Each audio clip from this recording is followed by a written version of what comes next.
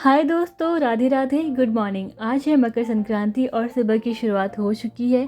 तिल के लड्डू और पतंगों की बातों के साथ ब्रश कर रही हूँ मैं यहाँ पे। तो जल्दी जल्दी तैयार होते हैं और आपको दिखाते हैं इस त्योहार की खासियत। क्योंकि आज मकर संक्रांति है, हमारे यहाँ एक परंपरा है कि इस दिन सुबह जल्दी उठकर नहाकर चावल और तिल के लड्डू को छूकर उन्हें प्रणाम किया जाता है और इसके बाद ये पवित्र सामग्री जो है मंदिर में दान किया जाता है।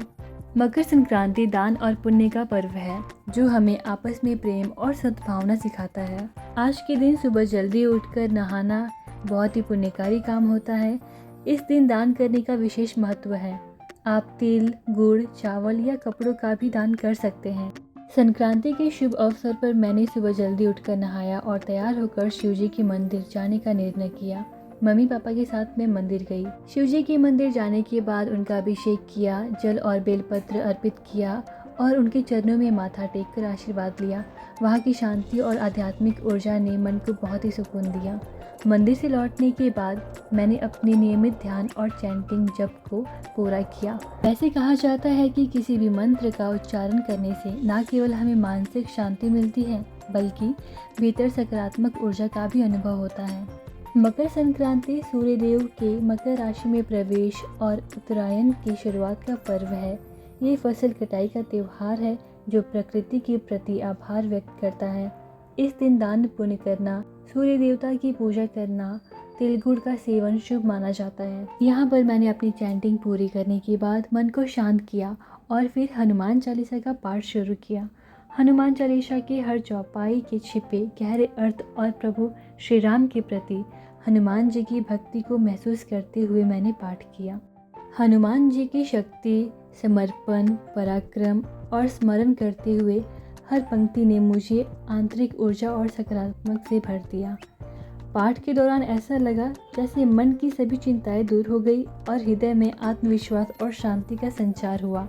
हनुमान चालीसा का पाठ न केवल भक्ति में अनुभव देता है बल्कि जीवन में हर कठिनाई का सामना करने की शक्ति भी प्रदान करता है।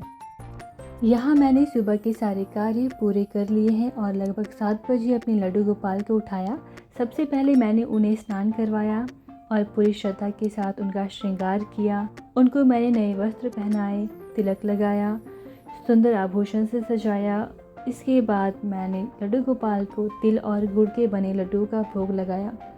भोग लगाते समय मन में प्रसन्नता और भक्ति का अनुभव हुआ। भोग अर्पित करने के बाद मैंने भी तिल के लड्डुओं का सेवन किया जो बहुत स्वादिष्ट और पौष्टिक थे।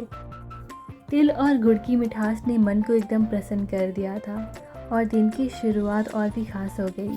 कुछ काम के लिए घर से बाहर गई थी और काम पूरा करने के बाद जब घर लौटी तो लंच का समय हो चुका था।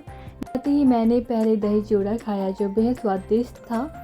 दही में ताजगी और चूड़े की मिठास खाने का स्वाद ही बढ़ा दिया था।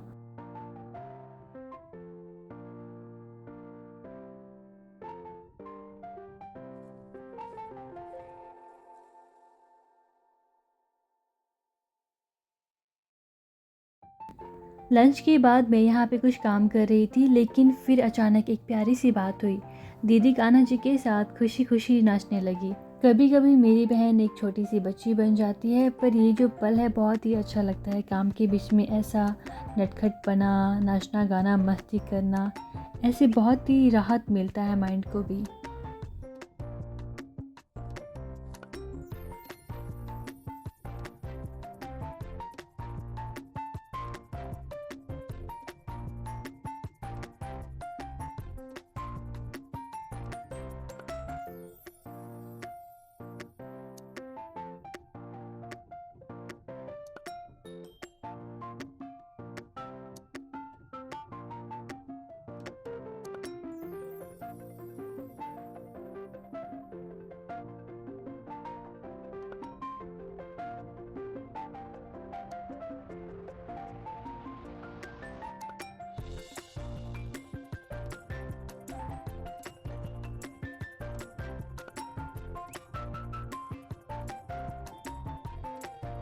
यहाँ पर मेरी माँ सब्जी काट रही है ताकि वे खिचड़ी बना सके। आज मकर संक्रांति के दिन विशेष रूप से खिचड़ी बनाई जाती है और माँ बड़े प्यार से इन्हें बना रही हैं। कान्हा जी भी माँ के साथ ही बैठे हैं। माँ बेटे के बीच बातचीत चल रही है और माँ अपने कान्हा जी को बहुत ही लाड लगा रही हैं। शाम के समय दीदी और माँ कुछ ज़रूरी सामान खरीदने के लिए बाहर गए थे। जब वे वापस आए तो उनके हाथों में केवल शॉपिंग के बैग थे। घर की चौखट और दरवाजे को सजाने के लिए कई सामान भी लाए थे। यहाँ पर दीदी जो है चौखट की सजावट कर रही हैं। सजावट के बाद चौखट से लेकर दरवाजे तक हमारा घर एकदम शानदार दिख रहा था। यहाँ पर श्री शिवाय नमस्तुभ्यम का स्टिकर भी दी लेके आई थी और राधा राधा का भी स्टिकर हमने पहले ही लगा लिया था। शाम के समय कान्हा जी को हमने खिचड़ी का भोग लगाया और फिर उसके बाद भोग का सेवन किया। कुछ इस तरह से बीता हमारा आज का दिन। आप सभी को वंस अगेन मकर संक्रांति की ढेर सारी शुभकामनाएं।